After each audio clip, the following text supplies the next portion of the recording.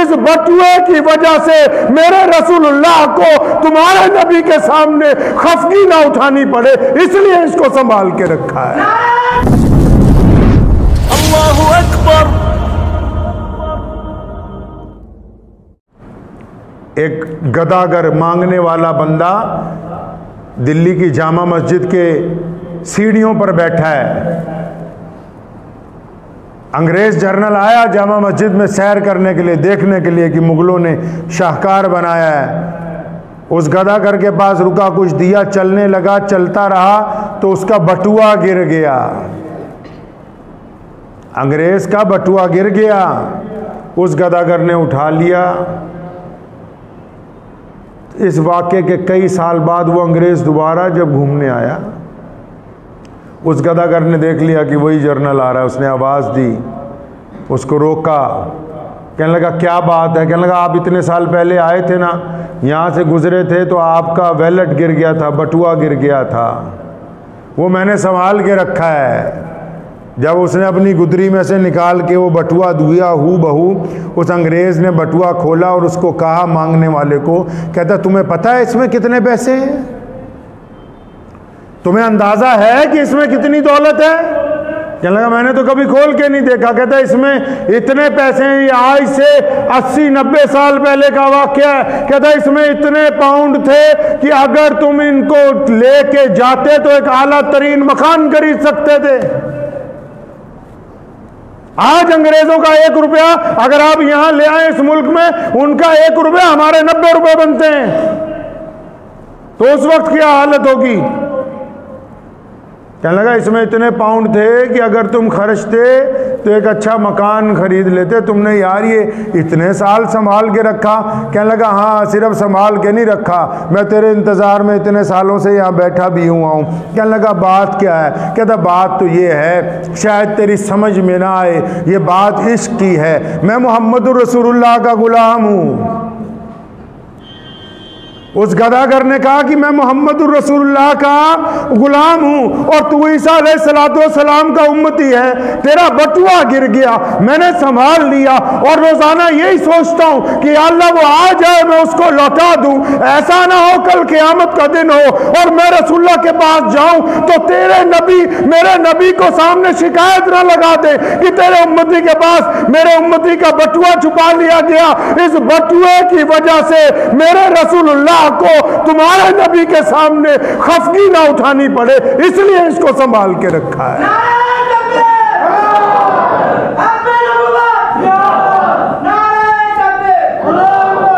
حضرت اسود رضی اللہ تعالیٰ عنہ دوپہر کو مسجد نبوی میں پہنچے، کالے ہیں، سیاہ ہیں، نام ہی اسود پڑا ہے۔ رسول اللہ صلی اللہ علیہ وسلم کئی بار مذاق بھی کر لیتے ہیں ان سے چھوٹا موٹا۔ ایک دن مسجد نبوی میں دوپہر کو پہنچے، سونے رسول نے دیکھا اسود آیا اور فرمایا تو شادی وادی نہیں کر لیتا؟ فرمایا تو شادی نہیں کر لیتا؟ اب وہ مذاق کو سیریس لے گئے، آنکھوں میں آنسو آ گئے، فرمایا یا رسول اللہ میں بالکل کالا ہوں، میں غلام ہوں، یا رسول اللہ مجھے کون بیٹی دے گا؟ مدینے کے انصار اور مدینے کے مہاجرین تو بہت خوبصورت ہیں، یہ تو بڑے بڑے خاندان ہیں، ان کی قد و قامت دیکھیں، ان کے چہروں کی سرخیاں دیکھیں، یا رسول اللہ یہ تو بڑے عظمت والے بڑے خوبصورت لوگ ہیں، یا رسول اللہ میں تو بالکل کالا سا ہوں، مجھے کون بیٹی دے سکتا ہے؟ اللہ کے رسول صلی اللہ علیہ وسلم کسی کی آنکھوں میں آنسو نہیں دیکھتے تھے، فوراً کندھے پہ ہاتھ رکھا، ایک گھرانے کا نام بتایا، بڑے باعظمت گھرانے کا نام، فرمایا وہاں چلے جاؤ، ان کی بیٹی کے ساتھ تمہارا نکاح ہوگا، جا کے میرا پیغام دو کہ رسول اللہ نے کہا ہے کہ تمہاری بیٹی سے میرا نکاح ہونا ہے۔ اندازہ لگاؤ آج اگر کسی بڑے گھر کا آدمی، کوئی کروڑ پتی آدمی کہیں کار میں کسی کے گھر رشتہ لینے چلے جائے نا، غریب آدمی کے، اگلا پہلے خوش ہو جاتا کہ میرے گھر رشتہ لینے، جب اس کو یہ پتہ لگے گا کہ اپنے ملازم کے لیے رشتہ لینے آیا تو خوشی آدھی رہ جاتی۔ اب یہ تپتی ہوئی دوپہر کو گئے ہیں وہاں، اور مدینے میں رواج نہیں ہے، دوپہر کو لوگ سوتے ہیں، راتوں کو لوگ عبادت کرتے ہیں، فجر کے بعد کھیتی کرتے ہیں، اور پھر ظہر سے عصر تک لوگ آرام کرتے ہیں، دوپہر کو تو بس کوئی ایمرجنسی ہو جائے اس لیے لوگ دوسروں کے گھر جاتے ہیں۔ اب یہ ان کے گھر پہنچے، جب دروازہ کھٹکھٹایا تو وہ صحابی جب دروازے پہ آئے تو ان کی بیٹی بھی پیچھے ہی آ گئی کہ اچانک دوپہر کو کیا معاملہ ہو گیا کہ جو حضور صلی اللہ علیہ وسلم کے خادم دروازے پہ آئے۔ اب انہوں نے پوچھا بھائی کیسے آئے ہو؟ بڑی ہمت سے کہا اللہ کے رسول صلی اللہ علیہ وسلم نے بھیجا ہے۔ بس چپ ہو گئے۔ پھر پوچھتے ہیں کیسے آئے ہو؟ تو اسود رضی اللہ عنہ پھر فرماتے ہیں رسول اللہ صلی اللہ علیہ وسلم نے بھیجا ہے۔ پھر پوچھتے ہیں کیسے آئے ہو؟ رسول اللہ صلی اللہ علیہ وسلم نے بھیجا ہے۔ کیوں بھیجا ہے؟ فرمایا رسول اللہ نے رشتہ مانگا ہے آپ کی بیٹی کا۔ اب ان کو ایک طرف خوشی چڑھی کہ شاید نکاح کے لیے پیغام آیا ہو، لیکن پھر پوچھا کس کے لیے رشتہ مانگا ہے؟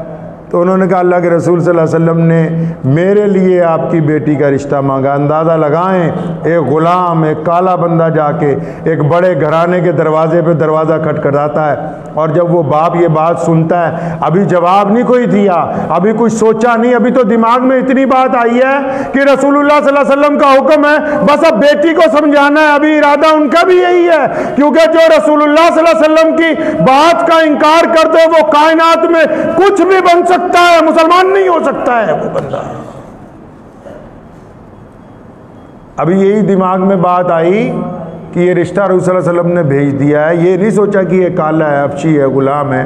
یہ ذہن میں آئی کہ اندر جا کے ابھی بیٹی کو سمجھاؤں گا کہ اللہ کے بیٹی پیچھے کھڑی ہے، ابھی ذرا یہ سوچ ہی رہے۔ اس نے کندھے پہ ہاتھ رکھا اور اپنے باپ کے کان میں کہا ابو جی اس سے بڑی خوش قسمتی کی کیا بات ہو سکتی ہے کہ رسول اللہ صلی اللہ علیہ وسلم نے ہمیں اس لیے پسند فرمایا کہ آپ صلی اللہ علیہ وسلم کا حکم ہے کہ اس کے ساتھ میرا نکاح کر دیا جائے۔ مجھے امید ہے کہ آپ کو یہ ویڈیو پسند آئی ہوگی۔ اگر پسند آئی ہو تو یہ آپ اپنے دوستوں کے ساتھ شیئر کریں اور اس چینل کو سبسکرائب ضرور کریں۔